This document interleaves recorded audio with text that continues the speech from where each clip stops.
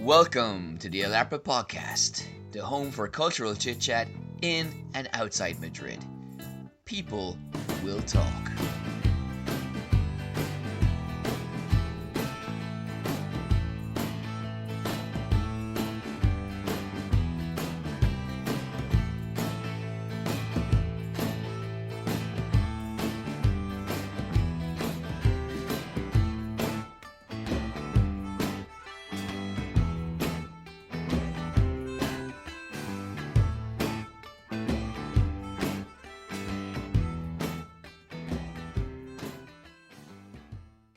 Welcome to the 100 episode extravaganza bonanza of the Alarpa Podcast. It's been 100 episodes, Mary.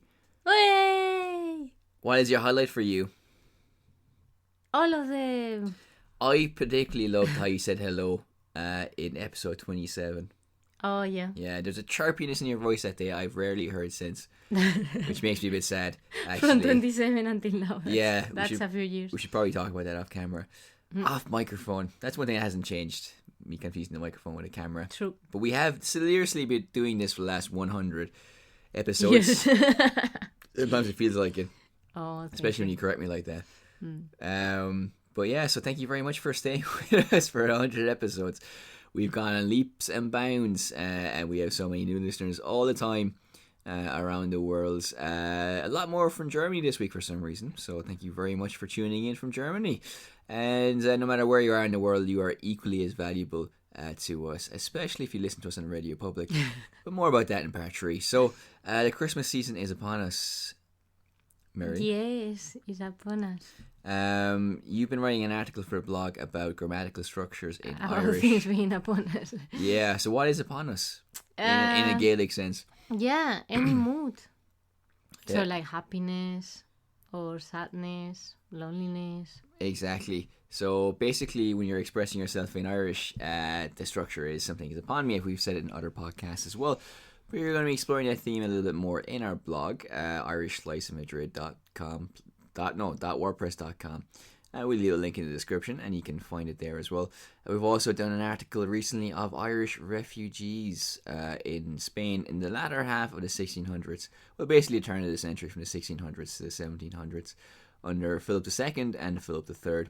And how it's not really a modern concept, even though it's something that we see in modern newspapers. The idea of seeking political and religious refuge has been with us for a long time.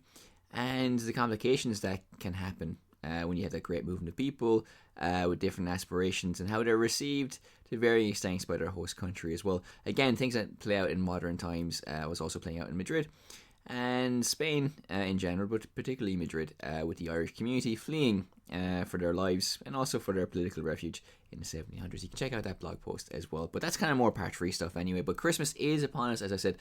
With my students, I've been doing a lot of Christmas adverts. Do you have any particular favourites? I know you lived in England for a few years. It's very big there, this tradition of like Sainsbury, H&M? No, M&S. Marks and Spencer's. Some combination of letters there. Yeah, normally they have. Well, there was one of like, I don't know, they look through a telescope and... The Man in the Moon, yeah. So, yeah. That was last year, I think, actually. That was I 2 must years. have seen that on the internet. Yeah. So while I was living there, I don't remember, to be honest, because it used to really stress me out because the volume of things to do with Christmas and consumerism is much bigger than in Spain. Well, you're not alone because I've actually looked into the marketing of Christmas adverts, and Christmas adverts that sell, I guess ironically sell, but portray a traditional aspect or play on traditional and familial themes score a lot higher with audiences than other types of Christmas adverts, even though they're very popular. For example, Buster the Boxer, the dog on the trampoline, isn't a very Christmas advert in terms of... okay, you haven't seen it, no? No. It's a dog. Well, it's basically this family in England, and the father like sets up a trampoline. It's like the Santa's gift, and she's in bed asleep, the kid, and you can see the dog looking longingly at the structure while it's been constructed. And then at nighttime, all these animals, these badgers and these foxes and all that, hedgehogs jump on it, and the dog it looks very forlornly at it. And then in the morning, the kid jumps out of bed, runs down, what has Santa brought? they open the patio door, she runs out, and then the dog runs past her and starts jumping on the trampoline. You haven't seen this, no? No, I haven't seen it. There was a hashtag. Sounds weird. 360 experience and a VR experience in the stores as well. I think it was Sainsbury's, who did it. But you go to their shop and there's a lot of other stuff apart from the advert in the shop, which is kind of like a unique way of doing Christmas adverts as well. But even though like that is a very memorable one, because it is obviously very funny and all that kind of stuff, it never really scores with my students in the same way that an emotional traditional Christmas advert would. I don't mean like traditional as in it's been made 20 years ago, but even a modern one that could kind of hit those themes as well. Have you seen the Hero one where there's like old people that were teddy bears and then at the very last scene they turn into humans? No? No idea what that's about either. I haven't seen any Christmas adverts that are not Spanish this year. One for the lottery. Other than the orangutan one. Oh yeah, of course, yeah. Which is, I think we mentioned that in a previous podcast as well. Yeah, we did. But apart from that, there is one from, it is Sainsbury's again in 2014 for the centenary of World War One. It's really interesting to see that in Spanish classrooms because I don't know it's a true story. By the teddy bears? No, this is about the Christmas truce and the footballers. Yes, okay, I remember that. So again, it's like these adverts are insane because they obviously have a lot of production values and a lot of budget going into them. But in terms of, I think Sainsbury's, I know I keep mentioning them and not the other shops that do these things. Like I think Tesco's are famous for doing bad adverts. I'm not sure why. In general, I haven't looked into it in too much detail. Yeah. But Sainsbury, for example, though, they are one of the few brands who use hashtags with their slogans. So they were the ones to initiate it, and they've been very successful with their Christmas adverts. Aldi take the Mickey. I was going to say it. Actually, I've sworn in podcasts before, so I mean, like anyway, but their kind of marketing campaigns is kind of like referencing how they're not other shops, and then like I think their most recent one is like the John Lewis advert comes on air, and the Aldi advert is like, oh yes, it's the time of the year, the John Lewis advert, so it's kind of tongue in cheek. Mm-hmm. Their campaign is about waiting for the campaign of another supermarket, so I don't know what meaning you can extract from that in any deep sense. But well, I think, I don't know, you have to do something a little bit lighter. I have to say there was like a real obsession people really liked. Even like the M&Ms. Actually, this year I have seen one which was... you lied in our 100th episode. No, shame on me. The Elton John one.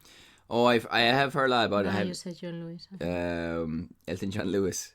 No, like, well, this is a joke, like, yeah, it's Peter. But no, I think it was for John Lewis. Yeah, I heard it's a great ad. I haven't seen it yet though, so I have to check it out. I wasn't that fussed to be honest, but maybe I'm just getting very cynical. Because it's not traditional though, is it? Well, no, it's just about how it just shows like his whole life basically, and then how it all started when he got a piano when he was little for Christmas. Oh, really? Yeah, which I assume is true, but I don't really know. And then in the end, it's just him like playing the piano and thinking of all that, of like when he was little. Yeah, but all the bad singers got instruments for Christmas too. What? All the bad singers. Yeah, got pianos for Christmas. Or instruments. Think of the worst singer you've ever heard of, and that person has probably gotten an instrument for Christmas. Okay. So it's not all good. Okay. All right. We'll leave it there. No, don't want to name anybody. One final thing we could say about adverts though is that there's one, it's a great one. There's one from the Film English website, which is about a Polish guy who's learning English to well, you don't know why he's learning English, but basically he's going over to England to meet his grandson because his son has married a local and they have a kid who presumably speaks only English, and it kind of builds up the story really nicely and shows how English can be a gateway to something. But also it's a Christmas movie because he's coming at Christmas to know his family, so it's kind of those two elements there of Christmas uniting families but also language uniting people in a very tender way as well. So also there's a one which is it's kind of depressing. It's a German one where a grandfather pretends he's died because his family haven't come to his house for Christmas for a few years, and then they all come tearful and black and sad, and then he's like, well, and he comes out, he's just like, well, I needed an excuse to get us all together for a party, and everybody's laughing at everything as well. It's very emotional. Well, Yeah, it's great. I would kill him. Well, yeah. Since he wasn't dead, you know. Go back and finish the job. Yeah. They're quite different from Spanish ones, though. Like in Spain, we have two that are very famous, and they've been the same advert ever since, and that's why they're popular. Well, there's one because everybody knows like the little jingle and stuff. But there's also there's a woman who's always in them, no? Or is it just last year or 2 years ago? Was the old woman in the lottery one? Oh, it was just then. The lottery one is the only one that is different, but it started like in 2000 or something like that. I mean, It didn't used to. They were saying that on TV the other day about how everybody thinks it's always existed, but it hasn't. But the one I was talking about was about it was like for to run. Oh wow! Like Christmas. The worst confectionery in the world. What are you talking about? Oh wait, no, Turon is nougat. Yeah, I'm thinking of something else. Oh no, you're thinking polvorones. Yeah. The thing that is really dry and seco. Yeah. No, I'm seco of that. That's for sure. The Coca-Cola adverts, were they in Spain? Okay, I'm sorry. Sorry it's for that. alright. Well, people don't even know what it is. So but no, 100 episodes. Sorry, that's not what I wanted to say. The Coca-Cola advert. Was that famous in Spain? No. Holidays are coming. Holidays. Yeah. Well, no, because they're not holidays. It's Christmas. Yeah, well, even so, it's always Christmas in Ireland as well. But traditionally, it wasn't Christmas until. I know. I hate it when people say that. Well, I guess yeah, but it is a nice advert. It's a consumerist thing to say. Well, actually, it's funny because now they can't really bring that truck around that much anymore because people are worried that they're promoting unhealthy habits, and they have to give water at these events when they kind of pull up the truck and meet people, and they can only give Coke if asked by a child, and if that child is accompanied by an adult, they sign 10 million concession forms or something like that. Is the truck electric? Well, it should be, I guess, yeah. If they want to kind of, I don't know, downplay the other criticism that they can kind of like. Well, exactly. Yeah. I mean, you know. And then Ireland, there's one famous one from the 90s as well where like there's 3 kids leaving out Kellogg's cornflakes for Santa, and that girl who actually sees Santa in the advert, and then the next day she's like, ho ho ho, she went to my university, believe it or not. Oh, and she was there at the same time as me roughly. But also there's another one which is most recent of Guinness, which is like Dublin in the snow. Very kind of magical advert, and it's like even at the home of the black stuff, they're dreaming of a white one, you know. Yes. Oh, look at him, how happy he gets. Ireland, it's a great place. Great place. Okay, well that's part 1 then, very festive, and we're going to be talking about robots that will take our jobs and kill us in part 2. So join us for that momentarily.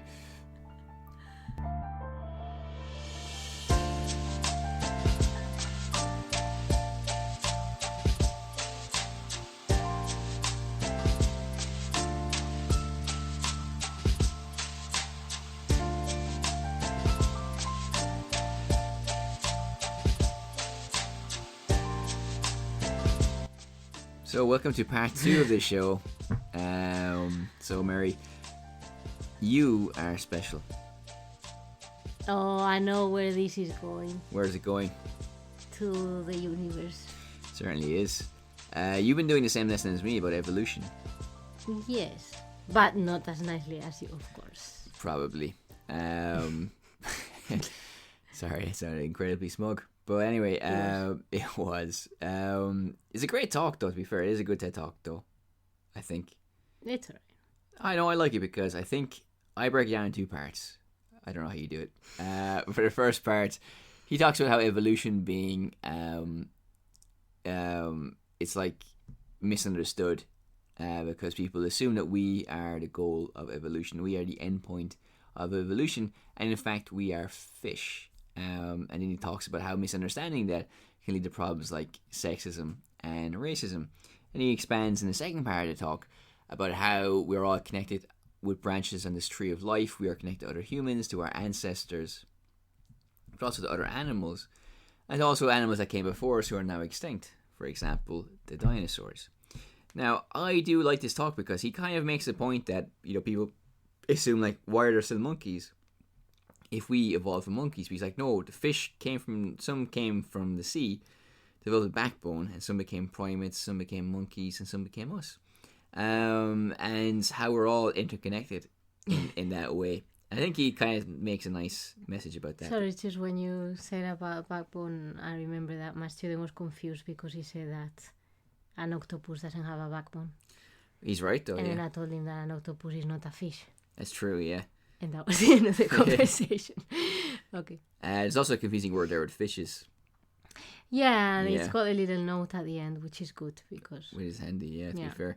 But no, it's other stuff that I've seen as well, like, because I'm preparing another lesson which talks about where gold comes from, it being an extraterrestrial metal. And even the iron in our blood and the iron that we use as metal comes from outer space as well, from collisions and other objects hitting into each other, and then that debris finding its way to Earth. And the oxygen that we breathe in this planet also comes from like animals that have been killed. Well, not killed. It's been slaughtered by big farm industries or something. But like their bodies being compressed to produce the oxygen as well. So just this interconnectedness, even though it sounds very la-di-da and it can be very... exactly. If only they could see your face right now. But I think it is beautiful in itself because I do think that we are the universe, which sounds crazy. But also, more pertinently, because as the United Nations has said just this week that we only have a generation to fix climate change, and after 12 years, the damage will be irreparable if we don't turn back the scale of what's happening. And as little as it is, these videos, I think, are interesting in maybe changing attitudes or just hammering home, where we come from and what's at stake. As beautiful as our planet is, it's even more beautiful when you consider how connected it is with the wider universe, which I think is something that we can get lost in. Not lost in terms of we get lost in terms of not really making that connection and not often enough, which I think, it's a nice connection to make. And even on a smaller level, losing the interconnectedness of us as a planet, then on that level, because we fall into traps of racism and jingoism and fear of immigration, for example. So even though on one level it's talking about something very macro, I think, I said it in one class, it's because of misunderstanding evolution. We have Brexit. Exactly, it was a joke, but in a way it's kind of true. Very, very, very indirectly, of course, but I think there is an argument to be made, which I won't be doing now anyway. But we talk a little about Brexit first before we go into the killer robots and how they're going to take our jobs and our futures from us. But obviously, you've been following Brexit a lot as well. Before I give my opinions on it as it is now in its current stage, I don't know, is there anything that you want to say about it, or like stuff that you've been following in the news about it? Well, no, yesterday there was a debate which I think would have been slightly better because it's on Channel 4, which normally, like Channel 4 News usually tries to see things in a more, they deal with a lot of like social issues and they do a lot of documentaries, so it's more of a reliable source of information, I think, than BBC, for example, at present. And BBC have been like criticized a lot for being like impartial and so on. I actually two little things. We won't go into this in much detail either because it's been covered in other podcasts. If you are a regular listener, you'll recognize this. But one was not connected to Brexit, but both of these relate to BBC. The BBC are doing a thing about influential women, maybe 100 of them, and this week they're talking about an Irish woman who, to be fair, deserves to be mentioned, but they're talking about like in the backdrop of great social change. They put it in kind of like stronger terms, but I think they're typical media in that they're overselling the kind of radical social change that's been happening in Ireland. I think a lot of good things have happened in Ireland recently, but it's been an evolution of something that's already been there. There hasn't been a great rupture, but I think the BBC want to sell it like that so they can make the story more dramatic, but also there's always a suspicion that they always think Ireland's some backwater where I don't know what they think sometimes, but I don't think it's an accurate reflection of what Ireland is. But more specifically related to Brexit, I was even listening to their most recent podcast about why it's so hard, and it is a very hard process, of course. But even talking about Northern Ireland, I think there's one telling moment because they were talking about how like years of violence led to the partition of the island. Now, as I was saying to you earlier, those years of violence, in quotation marks, was the Irish War of Independence. I think it's very rare for other conflicts or other war independence movements to be so downgraded by language or by I don't know, like an inability for their minds. I mean, not all of them, but some minds in the BBC to fully understand like what that was, because either they don't want to believe it or because they're too prejudiced to think that Ireland is a separate country. I know it was only a small moment in the entire debate, but what I was telling was that when they were interviewing people from the BBC Northern Ireland, one guy said, well, Brexit is the process of Britain reckoning with its past, in a way they probably have never done, and talking about how some of them will realise that Ireland is actually a separate country with its own will and aspirations. It's not going to fold and fall in line easily with what Britain wants, because if your interests don't align, it's not your right as a country to follow what the bigger neighbour wants you to do all the time. So I think it's such a complex thing. I was reading today that most people are very conflicted about it, and I think we are all walking contradictions about it. But before I kind of talk more about it as well, I don't want to dominate the conversation. In Spain, I guess people do talk about it, no? I mean, in your family, or have you heard people on the metro or whatever? Well, I mean, everybody just thinks he's stupid because, I mean, everybody has had like connections with the rest of Europe, and everybody just like, as much as it's a bit like what we were talking about before, as much as Europe has needs a renewal and has a lot of issues to deal with, that's one thing. Yeah. And the other thing is completely different, especially because, as what you said before, like off microphone, that they're not really trying to fix the European Union or talking about the concrete problems of the European Union, but rather focusing on like the same things that extremists could say in Spain. Well, exactly. I mean, it's the same discourse, or in America. Well, because it is a populist rhetoric, and what we were talking about earlier is because I listened to an Irish podcast with Eamon Dunphy talking to a former Irish MEP, member of the European Parliament.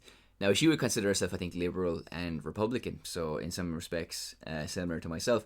But she's campaigning for Brexit. She believes Brexit is a good thing because she's seen close hand how undemocratic and how unwieldy it can be. And I don't doubt what she's saying. I think she is right in saying a lot of that. And I mean, from an Irish perspective, NAMA, for example, during the crisis, we had a separate body called NAMA, which is like the National Assets Management body, basically, who had to take control of buildings and assets that couldn't be paid back and sell them off.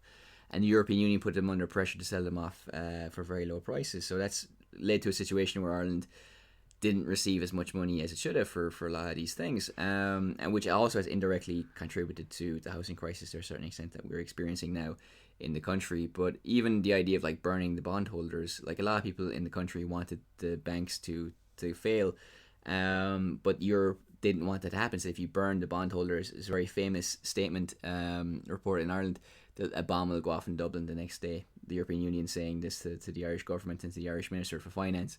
So in a lot of ways, I think we probably were strong-armed into the paying back money to the European Union, and it was definitely going against our national interests. And because Ireland is also pro-European, sometimes to an extent that's too much. Politicians, I think, in my country, are too quick to try please Europe over what is best for the country. But same in Spain then. Okay, but the thing is, like, this MEP was saying this about Europe, and I don't doubt it. But as you were mentioning, and we mentioned off the microphone, that it's not how the debate is being framed, though. I mean, this started with lies about immigration. This started with populist rhetoric. This started with false economic messages. You had Nigel Farage and Boris Johnson saying things about straight bananas and quoting figures that they're paying for hospitals, or for the European Union, that they could go back into hospitals. Everything that these people have been doing has proven to be wrong in terms of like how they've been handling the negotiations as being incompetent. The figures they've quoted have repeatedly been shown to be exposed to be false as well. And like the MEP was talking about as well how Europe is being unfair. They're using Northern Ireland as a ploy to kind of a stick to beat England with. But I think she was arguing that not everybody who's voting for Brexit is some kind of racist or some guy who doesn't know, or a girl who doesn't know what they're voting for, and that's true, of course. But by the same token, I don't think you can paint the European Union, in that same light. If you feel like you're being painted with the same brush, you can't, paint the European Union with the broadest strokes. It's either everybody's treated fairly or they're not. And I think, it's what's important to keep in mind as well is that the European Union is, has to make it a tough negotiation, because she mentions in the podcast with Eamon Dunphy that they're worried about other countries with populist movements leaving Europe as well. But that's a very real threat, because if populism wins, Europe is going to be a lot worse as a continent. And having researched this for my thesis, and I've seen how it's more of an economic institution now than a human rights institution. I've seen how the European Union and its human rights bodies, and when they have sessions, how nobody attends. So I see that imbalance in what the European Union is. But fundamentally, it's something that was built to keep peace in Europe, and it's something that needs to be reformed from within. And if this was being done in an intellectually honest way, then there'd be room for that debate and even legitimacy for somebody leaving the European Union. But it's not being done in that way, and it's a complete farce, And even thinking about things like immigration, countless studies show how immigrants don't cause more violence, they don't steal jobs, and they're not responsible for declining wages. Those are economic situations that are created outside of that fact. But that's what we keep hearing as well, that we're going to get our country back and we're going to kick immigrants out, and that's a thing you're going to hear in a lot of countries as well at the moment. And it's not true, it's not related to any economic reality or economic fact, Yeah, of course, like for us it's obvious, no? I completely agree with that, but also I think it's even more surreal, because to me it was just created out of nothing, because to be honest... Well, opportunism, that's what it is, Yeah, in the sense that, out of nothing, no, out of a situation where a political party needed the support of a certain amount of, people to be able to govern, and then they just sold them something that a small group campaigned for, and they just sold them that in exchange for support. So it was just pure greed. So I put it all down to, the Conservatives just wanted, and Cameron in particular, just, doing this deal to make sure that that he was in power. And then, because to be fair, I mean, lived in the UK for 8 years, I saw many things, and I saw racist things, and I saw whatever. But there was I never felt a claim or a need from people to any small extent. Even when I was in the area that has voted overwhelmingly for Leave in the Northeast, but there was no, it wasn't like a daily debate by no means, and there was no feeling of people, that was something that people were seeking. It was just a suggestion of a few people, and then everybody bought into it and downloaded unloaded their, prejudice onto it, basically. Yeah, well, from my point of view. No, I think that's true, but also, we've spoken before about how, it was just a thing to keep Cameron in power, and then he lost control of the ship. Well, he just left. I mean, once he done his bit, Well, if he hadn't lost the referendum, if he hadn't lost the referendum, he would have stayed for a little bit longer. But in terms of and anyway, these people like Rees-Mogg and Boris Johnson they're very elites that have hurt the working classes and don't have anything in common with those people. Of course. And they're the ones who are spearheading this. But one final thing we'll say as well, most of the people that voted for Brexit don't live in places where there's immigrants. And most people who voted to stay in Europe live in places where there's immigration. Now, there's a recent episode of Who's the Mentalist? Darren Brown, where he convinces a racist Trump supporter to take a bullet for an illegal Mexican immigrant. But there's a psychological test they do where he sits down in front of a Mexican for like 15 minutes and they just stare at each other. And he starts crying because I think for the first time the penny drops that this Latino is an actual human being. But I think like, yeah, it's just this. It just never has been so clear that it's just fear is being preyed on, a specter of things, and there's nothing substantial behind that. And then once that is punctured, people realize that immigrants aren't the devil. And if you listen to radio call-in shows, I can't remember this guy's name, but I listen to him quite a lot on YouTube because they upload clips of him answering questions on his radio show. And he always has the economic facts for this, and whenever he contradicts people, they just like, well, that's what you're saying, but what I believe is this, and that's the only recourse that they have when it comes to this. Anyway, well, this is a long and complex debate, but we'll move on to the exhibition in the Fundación Telefónica in Gran Via, focusing on National Geographic and also robots as well. So you start off this segment. Well, it's connected. I suppose we're talking about free will and the ability to make decisions by yourself, or like being programmed to think a certain thing. Yeah. And I think that ties in with the exhibition. The exhibition is a little bit about the story of like automatons. I don't know if you can say it in plural. Yeah. And well, just from the beginning, and even from Roman times, there was this idea of trying to do like little dolls or little creatures that perform very simple tasks. Becomes kind of like more popular from the Middle Ages, and then obviously in recent times it focused for a while on like playing games, for example, like chess, that I told you about that, whether it was like you thought there was any particular reason why they focused on those things, and you told me they don't necessarily focus on that. No, I thought you was like that. Well, these are just like you can program the movements very easily. It's like programming a music box, which is what they did at various points in history as well. Going back, so I think it's something that's just easily programmable. Obviously, chess is a very intricate game. It's only now that you can get AI. Well, even back in the 80s, I think they had computers that they were experimenting with, Deep Blue being one of them. But I think, it's just a simple thing that chess is very popular, and it's a very programmable thing because you just you have a range of movements, and at that time, obviously more limited than a skilled human player, and very limited compared to what AI can do now and even in the 80s. But I think that was just a simple fact of why they did it, no? Yeah, you're probably right. I mean, those were just the first steps of trying to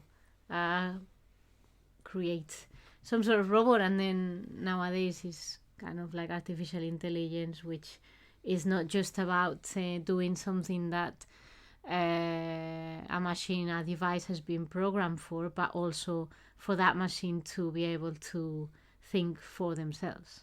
Exactly, yeah. Well, it's an interesting exhibition because it shows like those original incarnations, but also how robots look in popular culture as well. Now, we had a bit of a disagreement about free will. No, I don't think it was a disagreement. Well, I just think like that. Like it's just what they're aiming for are humans that are robots that can replicate the human experience, but that's all it's going to be, really just a simulacra, like an echo of what it is to be human, because like they showed art done by robots, and as I said to you there, even if I knew a beautiful painting was done by a robot, I don't think I'd ever feel any connection to it because I don't think there's any soul behind it. But what I do think is interesting is that, like, going back to Darren Brown for a second, like I've heard people saying, well, they're so predictable and maybe we will be inferior to machines because machines will be able to predict all of our desires or what we need in a specific moment, because we are probably, we probably have less free will than we think, and we probably do just a limited range of motions or actions at any given time. But since Darren Brown and these kind of skilled mentalists exist where they can kind of predict human behavior, then it's kind of I'm more at ease with this because if a machine does end up doing that, I know a human's been there first, in being able to do it. But it is fascinating because, I've been researching this a lot over the last few months and reading a lot about it. Obviously, their view of this is very hopeful and very positive, and this is of course is true. They will be able to do a lot of things like diffusing bombs or flying airplanes and fighting wars perhaps as well. So I mean, it's not going to be all bad, but in terms of what is bad, obviously you have increased automation. I think a lot of low skilled jobs are going to go first, and then even high skilled jobs, as I was saying to you that day as well, in terms of the stock exchange, a lot of that is run by AI as well. And I just don't know what's going to happen to us in the future if we're going to be very de-skilled, because we've already lost bushcraft skills. As you know, do you know how to light a fire in the woods? No, you don't. Neither do I. And pretty soon, perhaps, we'll be losing these basic abilities of being able to be, functional adults that have skills. Because, well, we'll be okay because we've grown up in that environment. But in the future generations, if everything is automated, what does that mean for people in terms of education and skill aggregation? Are they going to be just infants, with their every need catered for, with only a few people who have an interest and the knowledge to kind of maintain this structure? Well, I think there was an important point that we talked about, which was humanity. Is that more and more, the more we progress, for lack of a better word, the more we focus on science and less in art or in humanities. And we see that, for example, like in teachings at school and at university. For example, in Spain, like things like philosophy or like humanities are receding. But I think, a little tiny with what you were saying before, that's a characteristic of like human beings, that if anything is the hardest to reproduce. So we might, how that will be applied to kind of like making a living, I don't know how that will tie in with like losing employment and so on. Yeah. But there is that thing which is essentially human, because many other creatures, living creatures can do things, practical things, and things for the community, and things to feed themselves and to create shelter and so on, like you were saying about the fire. But as far as we know, there aren't, any other creatures that can create things like poetry, for example. Well, I remember that as well. But like the thing is, they will be producing poetry in the future because that's what they're designing to do as well. To do everything, and we'll be falling in love with them, having physical relationship with them as well. But also, well, not all of us, but they will. I suppose that's where we differ. That is why, actually. But no, but I think what I was trying to say to you is, well, like, because you were saying that because they'll be able to do it, they'll be human, or be very. I mean, will have some type of humanity or whatever. But I just think like that the impulse that drives a lot of what we do is because it's rooted or hardwired in us for socialization, for bonding, for the continuation of the species.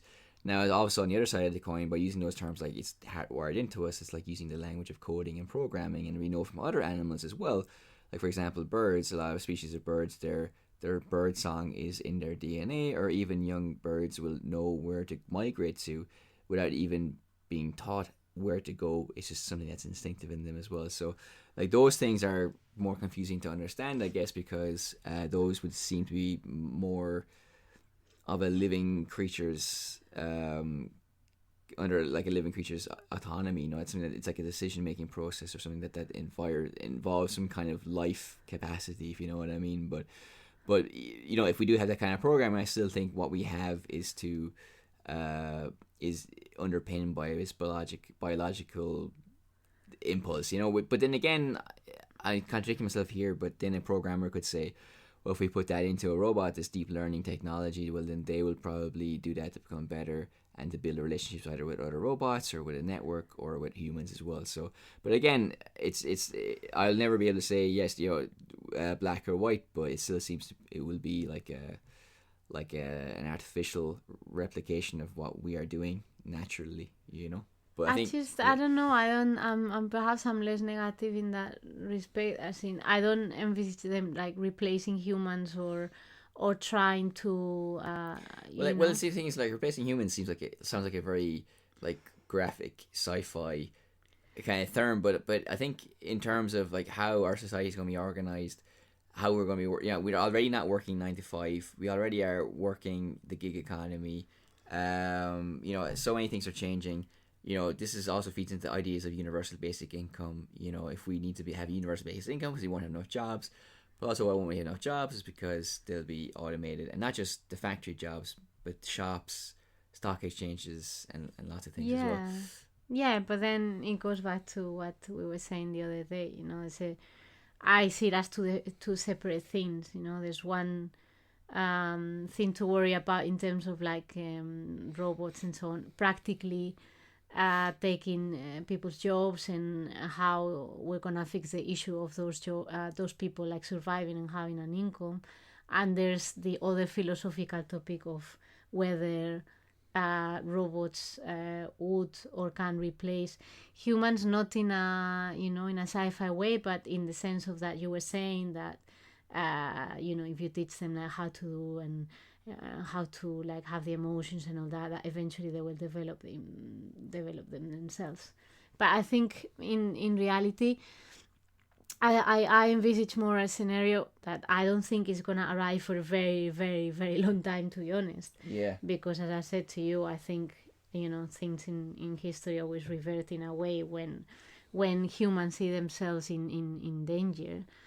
Somehow something comes up that stops that process, in my opinion. Yeah. So I don't think it'll happen in the near future. But then I envisage more kind of like the idea of robots being like another race, to, for lack of a better word, coexisting with humans, rather than with their distinctive distinct abilities and distinct characteristics, even like in terms of like artistic production or so on. Yeah, but like I know studies have shown people can generate affection towards these creatures. We saw also in the exhibition that people with Alzheimer's and old people are treated with robot animals that kind of respond in certain ways. So I mean, like, they have their place, but I think in terms of the danger, I mean, there's people could talk about an event horizon, and philosophers talk about an event horizon as well, where their development and their advancement far outstrips what we can control. And I talked about the experiment as well, where two computers were put talking to each other, and within minutes they developed an entirely new language as well. So in many ways, it's like it's difficult. I mean, it's difficult to project or predict what's going to happen. You're running an experiment, but then the results are widely unpredictable, I think, in some respects. But in terms of going back as well to what they are, yep, okay, they're going to have this place in society as service things, I guess. But I don't know. I just think, like, I got the impression from the exhibition that they're getting off on making these things as humanistic as possible. And I don't know. I just think I mentioned this documentary before, AlphaGo. Go is a game that's a lot more sophisticated than chess. Has more range of movements, and it's very complex. And the world champion of that was pitted against a computer program. And now, of course, it's very interesting because the people who made the computer program were also kind of rooting for humanity as well to win these series of games. But what I was saying is, like, the human player has stress, has fatigue, has sadness when he loses, has fans to cheer him up, has ambition and all these things as well. So I just think, obviously it's exciting that these technologies can do these things, but I don't know what their end goal is, to create machines that can just to demonstrate that they're sophisticated and so they can beat a human in the game, or I don't know what the surrounding philosophy is when they're doing these kind of programs. Maybe I'm too pessimistic about it, but I don't know. I just think. I think it's a way of like feeling under control, kind of like playing God to a point, because at least that's something that if robots developed as a race, let's say, humans would know that they were created by them. So it's like a sense of ownership that is lacking for many people that think, well, we don't know where we come from and who created us, for people that are not religious. So then at least like this has a kind of like a beginning, like a marked beginning, where you can say, well, this was created by us as human beings. Yeah. So it's like a further dimension of creation that we cannot have at the moment, because we didn't create any living beings. You know what I mean? Yeah. They were put with us. So I think it's in a way it's like self-centered human ambition, to be honest. But I just think, like going back to what I said about losing skills, I mean, this is demonstrable even now. I mean, I mentioned this in a previous podcast as well, but an Air France disaster where basically the humans didn't know there was an error in the computer that was flying the plane, basically. And even if they had known, the computer was at fault, they wouldn't have had enough experience to jump in and correct the problem manually. So I think it's like it's like politics. I mentioned this before as well. People always say, "Oh, you should go for politics or whatever," and then they're talking like Bernadette McCluskey. She like in a podcast with Blind Boy, she was complaining that people always say, "Oh, I should go for politics, but why should I when you could go?" For example, because we have this thing in our society where it's always like, if only this person was in power, things would be much better. For example, I think it's just a way to transfer responsibility and have the illusion of a more comfortable life, but in reality, it's just not going to solve anything related to our deepest questions, or even improve society. Well, in certain respects, of course, it will. Robots that can perform surgery, never get tired, all those kind of menial tasks, I think will be very beneficial. But there are going to be a lot of problems socially with romantic relationships, with ideas of what these robots are, and kind of relating to them on a human level as well. So I think these exhibitions are really cool for showing like the possibilities of technology as well. But I think there's going to be such a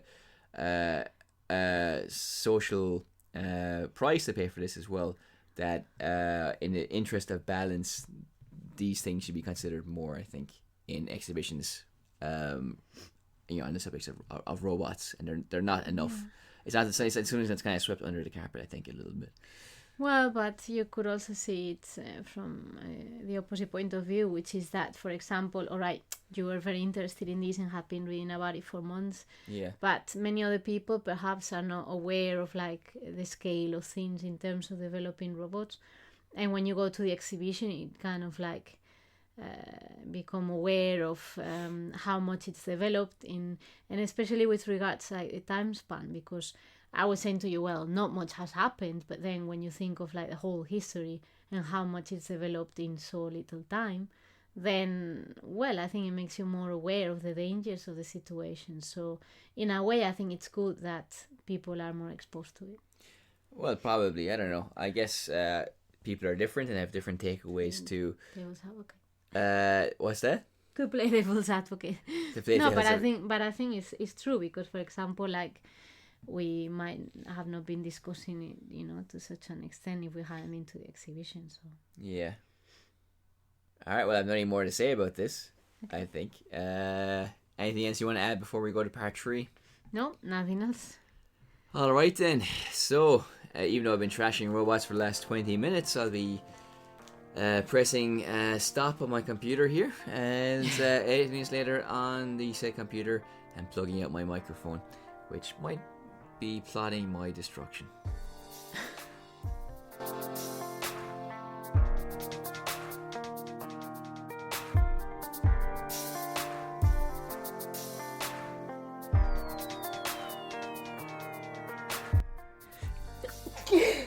God bless you. So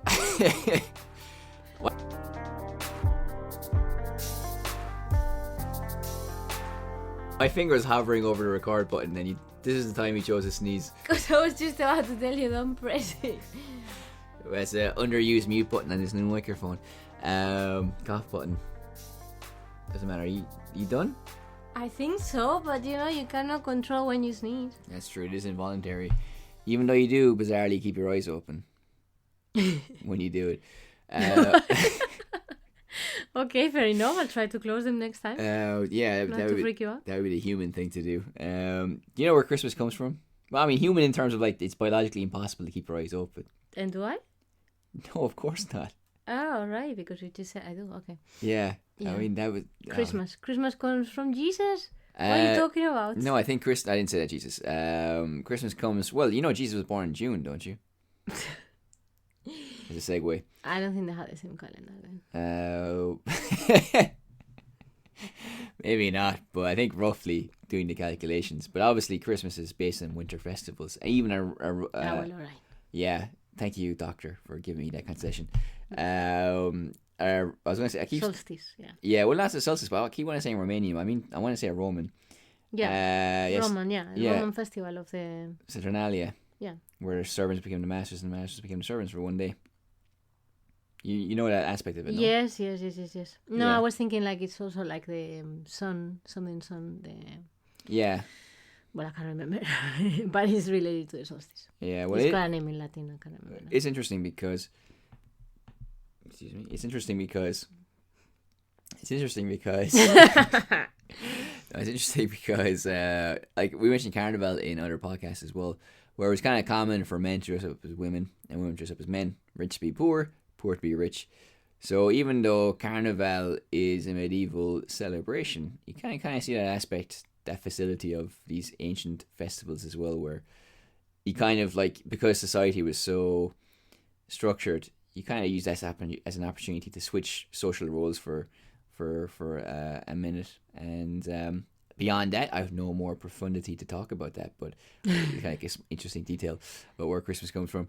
But so yeah, also as well in classes I've been showing my students about the Chinese factories that make Christmas decorations all year round. Have you seen those? No, I haven't. You just like spoiling Christmas. Well, it's funny because they have no idea what it's for. You know, like they're covered in snow or like Santa hats and they have no idea what it is. You know. Really, but surely like. Well, no, what Christmas is. The Christian population in China is only like 4 to 6%. Yeah, I know, but I mean it's like us with like Chinese New Year. Yeah, but like you know what's going on in. Well, yeah, but might not know the animal. Yeah, but we're not like trying to suppress. You know, Chinese New Year. But I imagine that. What do you mean we're not? Well, I imagine Christmas is something that is. Well, I'm just guessing. I could be completely wrong, but I imagine that it is something that's tightly controlled, because it is a communist country with a deep suspicion of religion. And related to Christmas, I'm not sure if we did mention this in the podcast before, but I definitely told you off microphone, Jesus, where like this guy who was part of Falun Gong, that's what they're called, no? No. What are they called? I don't know. The Falun Gong. The religious sect in China. I'm pretty sure it's that, but if it's not, we'll put it into the link description. But they have been like put under control by the Chinese government for decades, really, because they're worried about people who can kind of meet in such numbers, you know.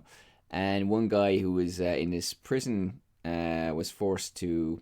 Well, he's a member of this religious order, and he was forced to make Christmas decorations and also other decorations like for Halloween. And he smuggled a note out in English to a woman who found it in America like 2 years after she bought this thing, and looking for help. And then, no, this is a true story. This is in the New York Times and everything, and in the Guardian.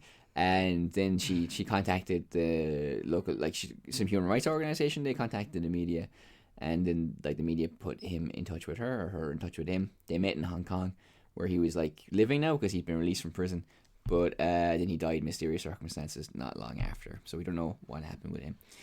So yeah, Christmas, eh? Kind of. You're very Christmassy today. Yeah, well, no, it is such like we do take for granted, but like every decoration that we have comes from China. So you know, there's like many sides of that coin, interesting ones and kind of maybe negative ones as well. But anyway, apart from that, here's the time. Speaking of communism, you gotta plug a Republic there for us of the radio kind. Well, okay. So if you listen to us on Radio Public, yeah, you help us do what we do best or worst. Exactly. Which is what we do, basically. Mm-hmm. Okay, that's the hard sell again. So yeah, listen to us on any platform that you want, but Radio Public is one where it generates income if you do listen to us. We always appreciate that, but never fear, the podcast is free, always for you, dear listener, and we always appreciate you even if you do listen to us on other platforms. You can find us on Instagram, Twitter, on YouTube, and our blog, as I said in part 1, is irishsliceofmadrid.wordpress.com. So I think that is pretty much everything for part 3 of the show. That's it for the year? No, we must have. We'll do show 101 next week, but then it'll be done for the year, yeah? Yeah. We'll take a hiatus and we'll begin with episode 102 in January. We can talk about the festivities, the presents, Three Kings, the Roscon, yeah, the Turon, chocolate, the Polverones, the fights, the turkey. The fights. You know, throwing turkey legs across the dinner table at your family. Yeah. All Shrimp. Shrimp. Yeah, well, we'll be more of this banter in next week's show because it'll be even closer to Christmas, so we can riff on that a little bit more. But for now, thank you very much for listening to this, and for all the other 100 episodes or the other 99 episodes. And we'll be talking to you next week, where we'll be doing more of this Christmassy stuff. No, just culture talking. Well, alright then. And terrible mental arithmetic. Alright then, thank you very much. The Alarpa Podcast, the home for cultural chit-chat in and outside Madrid. People will talk.